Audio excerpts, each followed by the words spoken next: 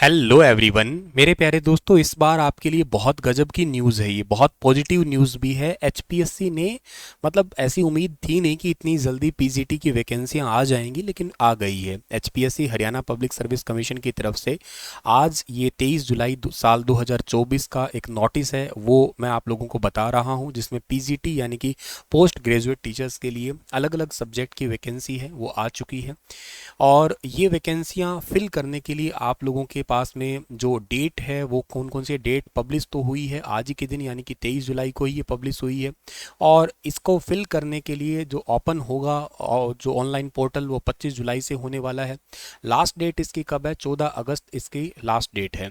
आइए इसके बारे में डिटेल में क्विकली जान लेते हैं हम लोग कि मेन मेन बातें हैं क्या हमारे पास में। देखो, सबसे पहली बात है अप्लाई आपको कैसे करना है। तो अप्लाई करने के लिए वही आपके पास में ऑनलाइन लिंक है, ऑनलाइन आप अप्लाई करने वाले हैं। 14 अगस्त 2024 से पहले शाम को 5 बजे 14 अगस्त को ये पोर्टल है वो बंद हो जाएगा।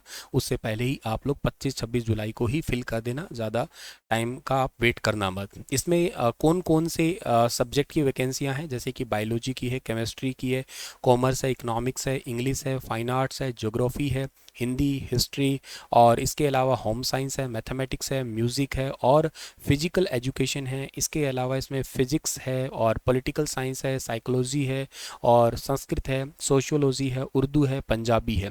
तो टोटल ये 3000 प्लस वैकेंसियां हैं। और आप जिस भी सब्जेक्ट से रिलेट करते हैं आप अपने सब्जेक्ट का लिस्ट देख सकते हैं। इसका पीडीएफ मैं आप लोगों को दे दूंगा। इसका पीडीएफ आपको मिल जाएगा स्टार आईक्यू टेलीग्राम चैनल पे, ठीक है ना। स्टार आईक्यू टेलीग्राम चैनल है ना, उसको ज्वाइन कर लेना, वहाँ पे आपको इसका पीडीएफ मिल जाएगा।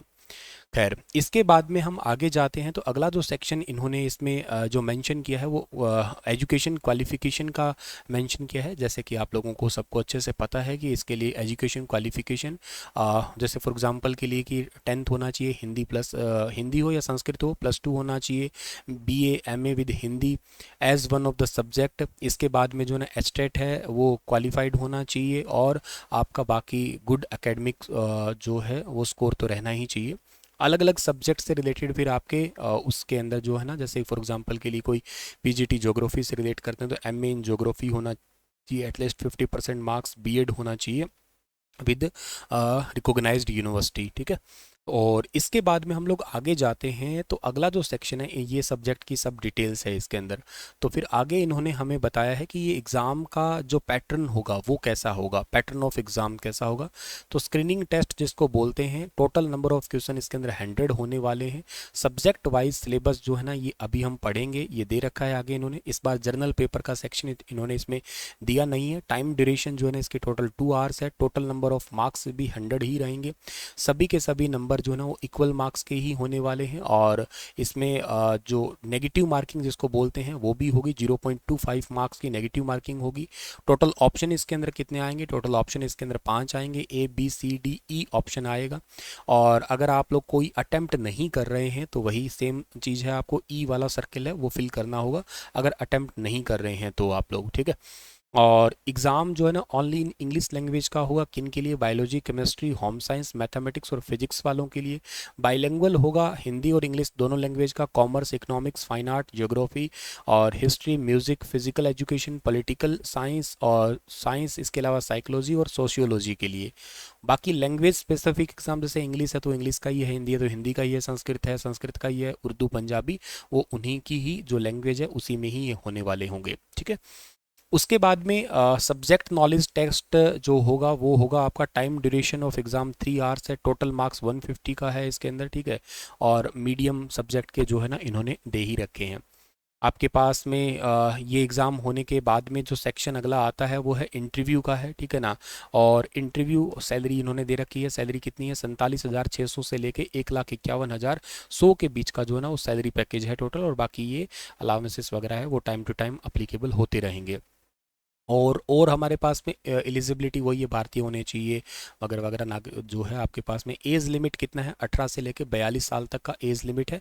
और रिलैक्सेशन एज का कैसे मिलने वाला है? जैसे बाकी सभी वैकेंसियों में, अगर आप एससी है हरियाणा के तो 5 ईयर है, और बैकवर्ड क्लास है हरियाणा के तो भी 5 ईयर है, और बाकी डिसेबल पर्सनस के लिए भी है। और बाकी सभी जो नॉर्मली एग्ज़ाम के अंदर एज रिलैक्सेशन होता है, एचपीएससी जिस हिसाब से अपने रूल रखता है तो वो सेम ही है यहाँ पे भी। के अलावा इसके अंदर जो रिजर्वेशन सिस्टम है वो तो हो ही गया।